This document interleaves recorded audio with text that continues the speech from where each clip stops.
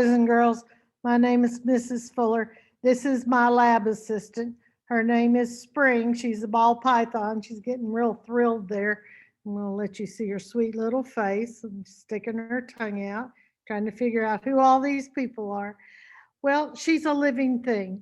She has cells. She has DNA. She moves. She can reproduce. She can lay eggs and have new ball pythons. Um, she can respire, carry out respiration. She can convert food into energy, grow.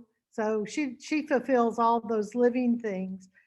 Now I'm going to talk to you about non-living things, things that don't do those activities of living things. Let me put Spring down.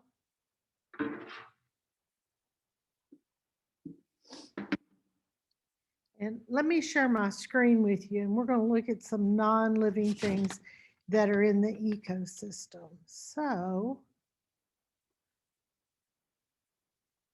present and non-living things in the ecosystem. What factors in an ecosystem are non-living, don't carry out the life processes that you just heard from Mr. Monroe, and then from Dr. Gorman, and then from me. So let's look. Now, can you name one non-living factor in an ecosystem? If you said the sun, you would be right, because it is non-living, it's not alive, and has never been alive. It gives us light and heat.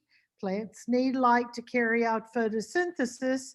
We need light and heat to be alive. If it wasn't for the sun, there would be no life on Earth, but it's not living itself. It's a star. It's important for life, but it's not living. So that's a non-living thing. Non-living things are said to be abiotic. The moon is non-living, but it helps living organisms. Now, we don't get light from the moon that comes from the moon. The light we see from the moon is reflected light from the sun. So when the sun light hits the moon, it bounces off and we can see the surface of the moon. But it's the moon's gravity that is so important for us because it causes the tides. The tides are very important for ocean organisms and other organisms that don't even live in the ocean.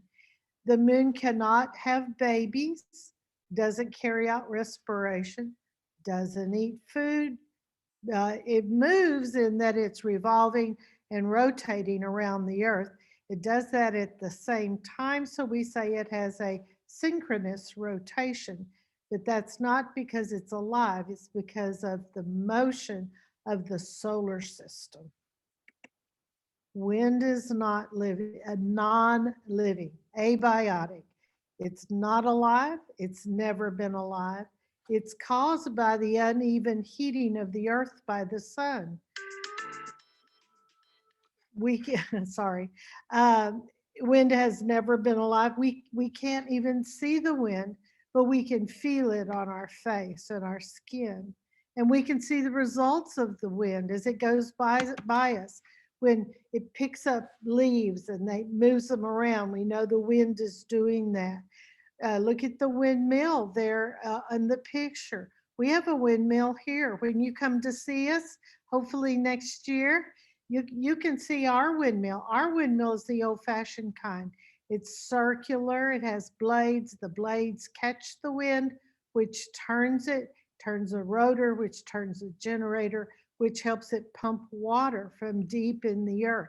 And water is not alive. Water is non-living, not alive now and never been alive, but it's very important for us. A lot of our body is composed of water. We couldn't have life here on Earth if we didn't have water. 71% of the planet is covered in water. Water doesn't have babies, it doesn't eat food, it doesn't respire, but it's non-living, it's not alive. Rocks and sand are non-living, they're not alive, they've never been alive. And when the rock breaks, it forms sediment. Sediment is little broken pieces of rock. Sand is a type of sediment.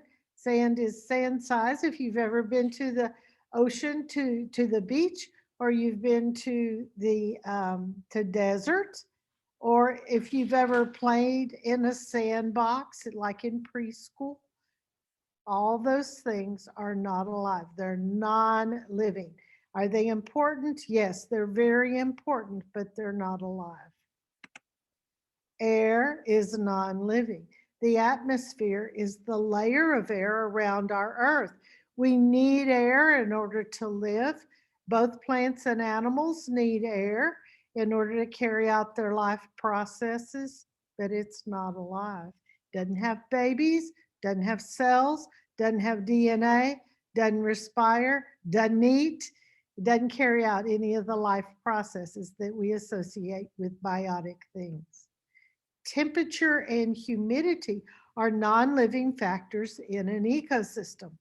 Temperature is a measure of how hot or cold it is. Humidity is a measure of the water vapor in the air, the moisture in the air. Temperature can't have babies, and neither can humidity. They can't eat food. They can't carry out respiration. They can't move. They can't do anything that a living thing can do. They're just simply part of the weather patterns. Now, let's ask us this question from the very beginning. The first thing we talked about was the sun. Now, you tell me, is the sun alive? Is it living, or is it non-living? Well, let's see if we can figure that out. Let's ask these questions. Does the sun have babies? No. Does the sun have DNA in cells? No. Does the sun eat food? No. Does it carry out respiration? No. If these answers are no, then the sun is non-living. Okay, well, let's get out of this, and I'm going to show you one more thing. So let's look at this. This is a very pretty rock. It's called quartz crystal. Isn't that beautiful? It took it a very, very, very long time to form. Sometimes when people talk about crystals, they'll say, well, the crystal was growing in the lab, or the crystal was growing in the crust of the earth. It doesn't grow like living things. It doesn't grow by cells multiplying. What they mean is it's increasing in size because more minerals have been added. So when you hear someone say the crystal grew, that doesn't mean the crystal is alive. It's just the way they're applying the English language to the phenomenon.